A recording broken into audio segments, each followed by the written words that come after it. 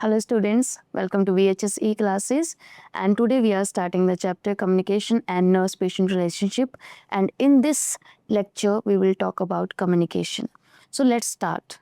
So in this particular chapter we are going to talk about the communication, the process of communication and various factors, types, modes of communication, and what are the various methods and various barriers in communication, and what are the various phases of nurse-patient relationship, and what are the communication skills that a nurse should have for a proper communication. So these are the chapter outlines, and in this comes the elements, types, factors affecting therapeutic communication, and we will also talk about the professional communication, phases of nurse-patient relationship, and effective communication with patient and their family members. So let's start with communication. So what is communication? What is the concept of communication? Communication is the base of a community. Okay, communication is exchanging of ideas, words, which we can understand each other, and we can understand each other's feelings and whatever we are trying to say. So what is the definition of communication?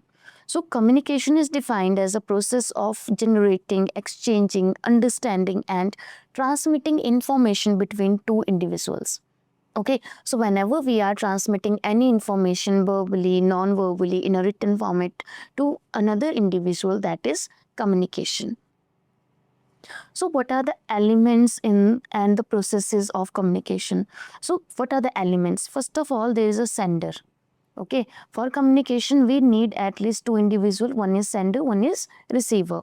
So first one is sender, the person who is initiating the communication, who is starting the communication, who is giving the message to another individual, that is sender. The next is message. Okay, message is the content, the information that is provided by sender to the receiver, that is message. It is the information.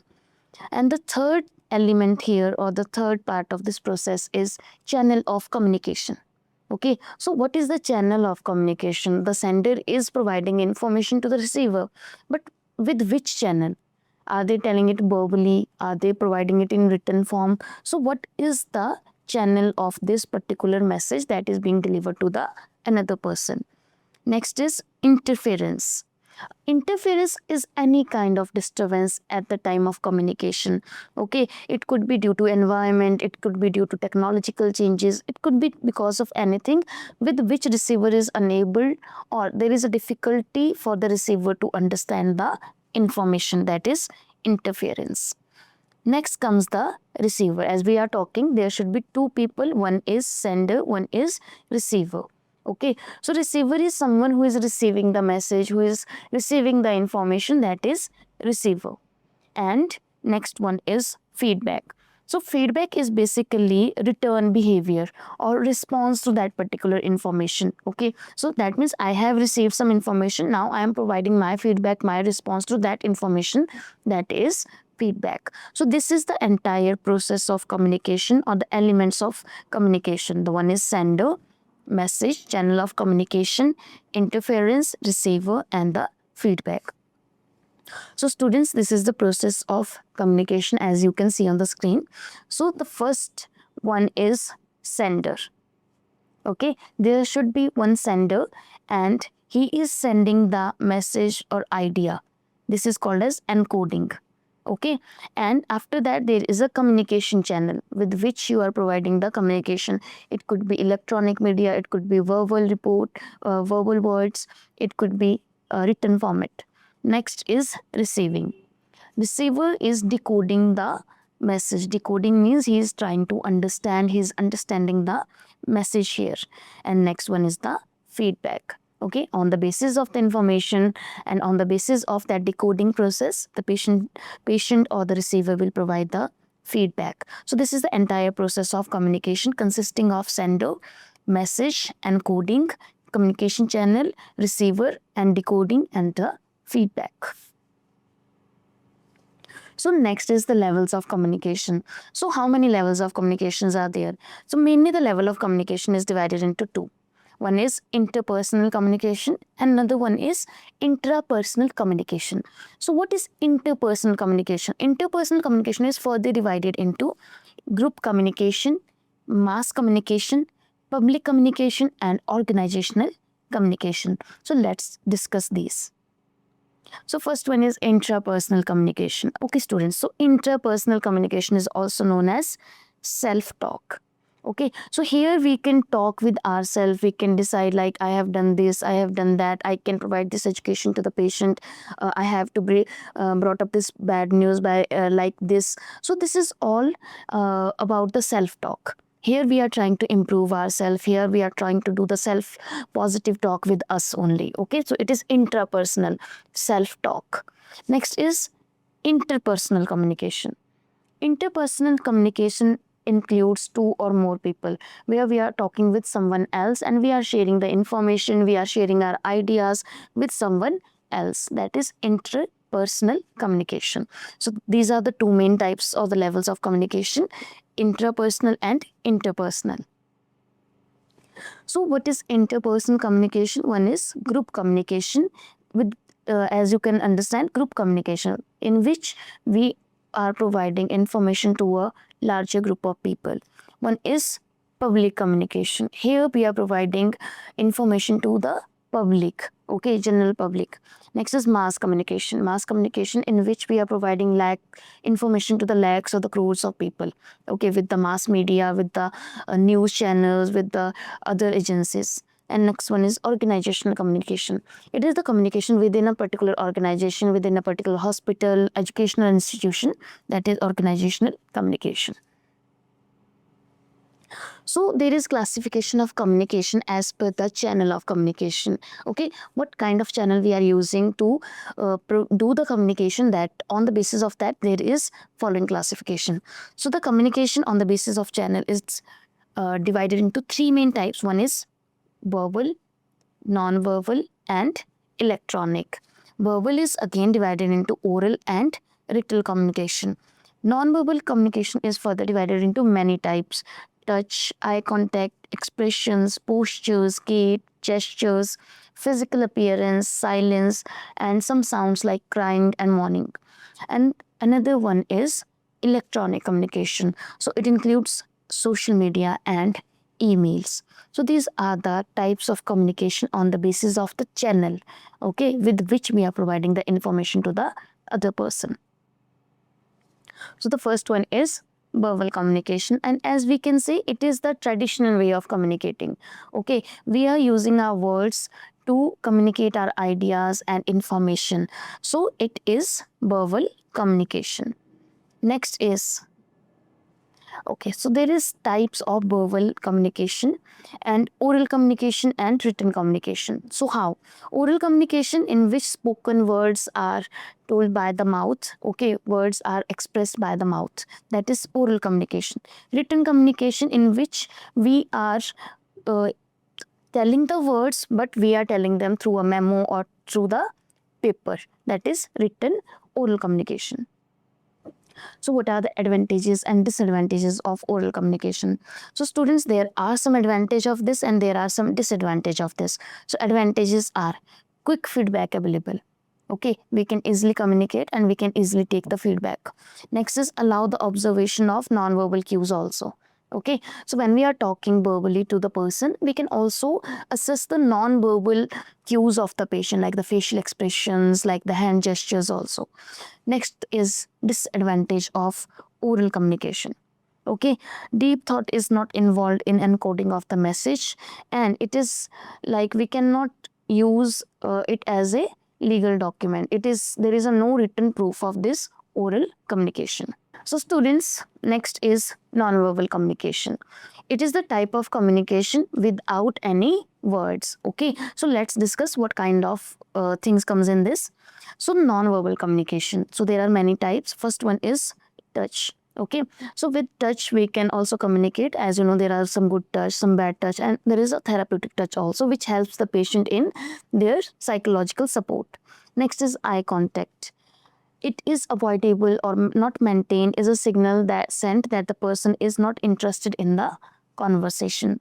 Next is facial expression. So facial expressions are also very important at the time of conversation, as we can judge the thoughts of a person on the basis of their facial expressions. Next is posture. The attitude of the person is reflected by the posture. Whether he is anxious, whether he is confident, that will be told by his posture. Next is the gait. Okay, so gait is a way of walk and think. When you are happy, you have a jumpy or bouncy walk, and if you are sad, you are walking very slowly. So your gait is also telling the people about your emotions. Next is the gestures. It is the movement of your body parts like your hands, your facial expressions, and it reflects many things. For example, the authenticity of the information that is being provided. Next is the object cues. Object cues can be altered due to illness, and it may include patient's dress, furnishing, professions, positions, etc. Okay, so how well you are dressed, how well you are behaving. So it is all about the object cues. And if the person is well, he will not be maintaining, he will be not be grooming himself or herself. So that will be also providing us some cues. Sound. Okay, so sound, in this we talked about the like crying, moaning. These are the signs of non-verbal communication and mostly shown by the children. Next is silence. So silence is also a non-verbal communication, and it can be used in a therapeutic manner. Okay, silence is very important in the communication. So next type of communication is electronic communication. So electronic communication includes two types of communication. One is social media and another one is email, text. So social media, as all of us are very familiar with the social media, there are so many apps which we use for the information like Twitter, Facebook, etc., Instagram.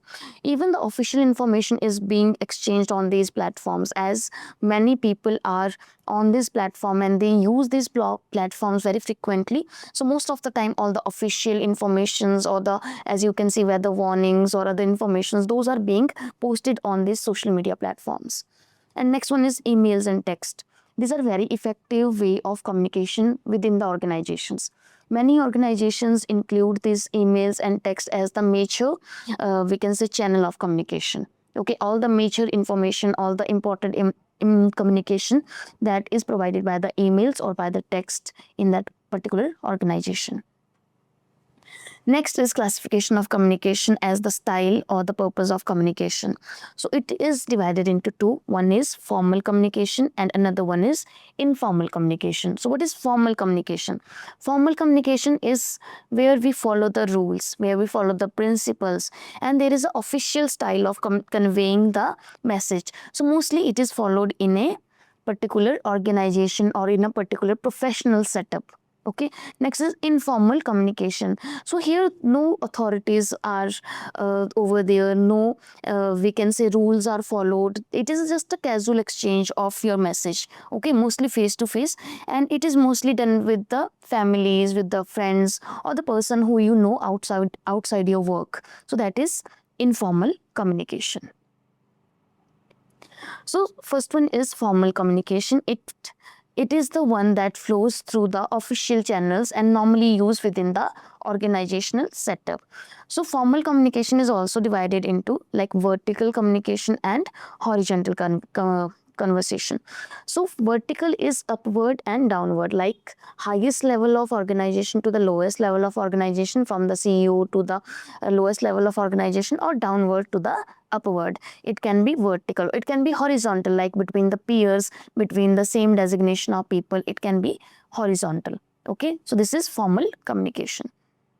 So vertical communication is downward or upward, as we have discussed. Okay, communication from subordinate to the superiors or superiors to the subordinates. Horizontal communication is people with equal authority. Okay, that is horizontal communication. Next comes the informal communication. So informal communication is without any proper, we can say, authority, without any proper rules. That is informal communication. So based on the flow of information, the communication is divided. So there are one-way communication and two-way communication. Okay, so this is the next classification here. So one-way communication, for example, right now I am providing you the information, that is one-way communication. I am providing you information, but there is no feedback. Okay, there is no two-way communication, no exchange of ideas. That is one-way communication. Another one is two-way communication, where is the participation of both sender and receiver. That is two-way communication, involves equal participation of sender and receiver. That is two-way communication. So next topic here is principles of communication. So what kind of principles we have to follow for effective communication? First one is appropriateness. Okay, so information should be appropriate. It should be as per the situation and it should include all the information required. Appropriateness. Next is clarity. So communication, for a communication to be effective, it should be clear.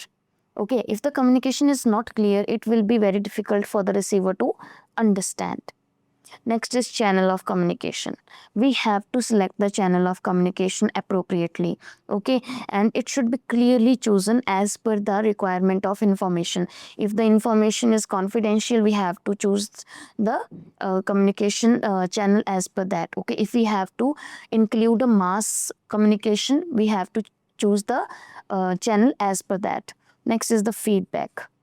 Okay, so feedback should always be there so that we can see the message is received well.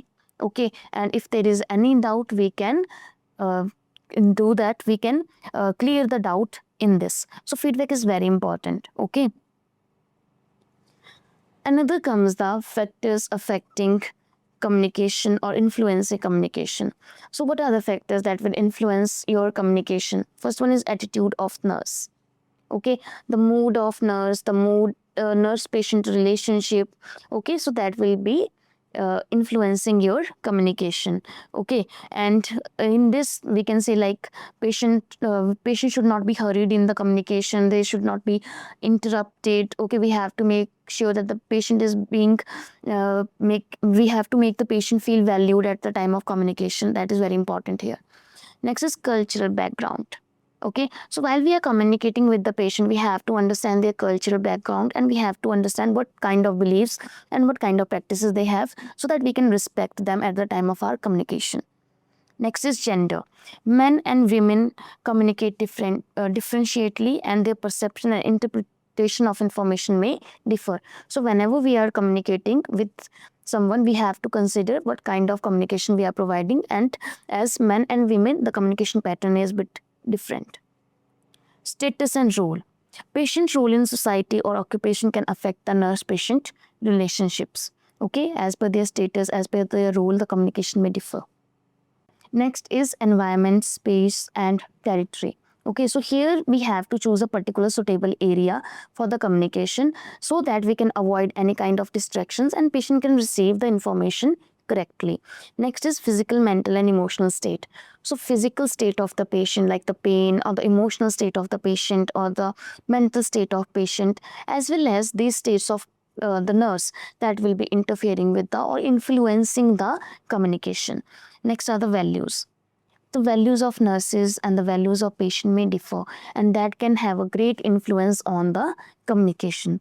And next one is the last factor here is developmental age or developmental stage. So we have to communicate as per the intellectual or physical development of the person so that we can identify their perception. Okay, so we have to communicate with the person as per their developmental age or their age. Okay, with the child we have to communicate differently, with the adult we have to communicate differently. So these are the factors of communication. So this is all in this particular lecture. Thank you so much, students.